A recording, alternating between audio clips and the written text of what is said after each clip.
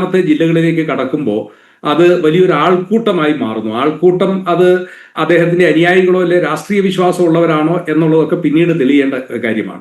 പക്ഷേ ഏതായാലും ആ ഘട്ടമായപ്പോഴേക്കും ഭരിക്കുന്ന പാർട്ടിക്കെതിരെ, കാരണം പ്രതിപക്ഷത്തിനെതിരെ അധികം ആരോപണം ഉന്നയിച്ചുകൊണ്ട് കാര്യമില്ല, ഭരിക്കുന്ന പാർട്ടിക്കെതിരെ അദ്ദേഹം വലിയ ഗുരുതരമായ ആരോപണങ്ങൾ ഉന്നയിക്കുകയും സംസ്ഥാന ഗവൺമെന്റിനെ വലിയ രീതിയിൽ പ്രതിക്കൂട്ടിലാക്കുന്ന ഒരു സ്ഥിതിവിശേഷം വന്നു കഴിഞ്ഞപ്പോൾ സ്വാഭാവികമായും DMK ഗവൺമെന്റ് ഈ തമിഴക വെട്രി കഴകത്തെ കണ്ടില്ല എന്ന് നടിക്കുന്നത് മാറ്റി അതിനെതിരെ പ്രതിരോധവുമായി പതുക്കെ പതുക്കെ വന്നു എന്നുള്ളത് ഒരു യാഥാർത്ഥ്യമാണ്. പക്ഷേ എൻ്റെ ഒരു വിലയിരുത്തലിൽ ഇന്നലെ നടന്നിട്ടുള്ള ഈ ഈ സ്റ്റാമ്പേഡിൽ പ്രത്യേകിച്ച് എന്തെങ്കിലും ഒരു അട്ടിമറി നടന്ന അതിനുള്ള ഒരു ഘട്ടത്തിലേക്ക് വന്നിട്ടില്ല. പിന്നെ ആകെ സംശയിക്കാവുന്നത് സെന്തിൽ ബാലാജിയുടെ ഒരു അസംബ്ലി നിയോജക മണ്ഡലമാണ്.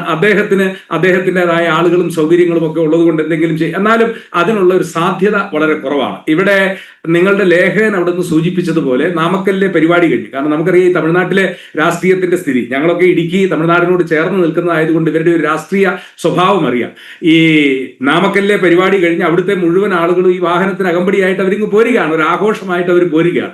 അപ്പോ ഉച്ചയ്ക്ക് 12 മണിക്ക് വരേണ്ട ആള് 6 മണിക്കൂർ വൈകി വൈകുന്നേരം 6:45 7 മണിക്കോ എത്തിക്കഴിഞ്ഞപ്പോഴത്തേക്കും ഈ സാധാരണ രാഷ്ട്രീയ പാർട്ടികളുടെ മീറ്റിങ്ങിലൊക്കെയാണ് എങ്കിൽ അവിടെ മുമ്പേ തന്നെ വെള്ളം കൊടുക്കാനുള്ള സൗകര്യം അല്ലെങ്കിൽ ഇരിപ്പിടത്തിനുള്ള സൗകര്യം, ഇത് അങ്ങനെയൊന്നും ഇല്ലല്ലോ.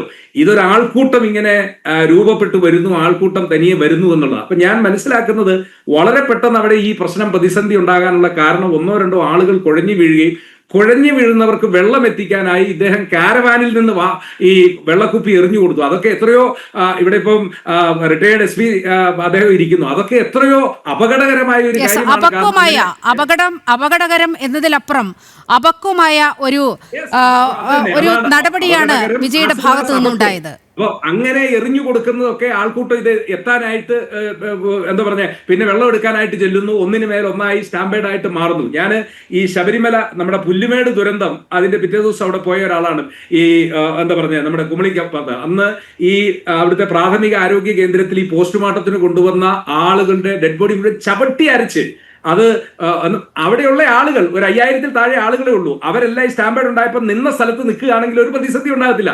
ഈ ആളുകൾ നിന്നിടത്ത് അനങ്ങാതെ നിന്ന് കഴിഞ്ഞാൽ ആരും അപകടത്തിൽപ്പെടത്തില്ല. ഇത് ഒരാൾ മാറുമ്പോഴേക്കും ബാക്കി ആളുകൾ ഇടിച്ച് തള്ളി ഉണ്ടാക്കിയ ആ ഒരു വലിയ ദുരന്തം 40 ആളുകളുടെ എന്താ പറഞ്ഞ അതിഭീകരമായ മരണത്തിലേക്ക് എത്തി എന്നുള്ളതാണ്. പക്ഷേ ഇപ്പൊ ഇതിൻ്റെ അകത്ത് രാഷ്ട്രീയമുണ്ട്. ആ രാഷ്ട്രീയം അത് മറ്റൊന്നുമല്ല. ഞാൻ മനസ്സിലാക്കുന്നത് തമിഴക രാഷ്ട്രീയത്തിലെ TVKയുടെ എൻട്രി ആദ്യത്തെ ബൗളിംഗിൽ തന്നെ അത് ക്ലീൻ ഔട്ടായി പോയതായിട്ടാണ് ഞാൻ മനസ്സിലാക്കുന്നത്. കാരണം അതാണ് അങ്ങയുടെ നിരീക്ഷണം.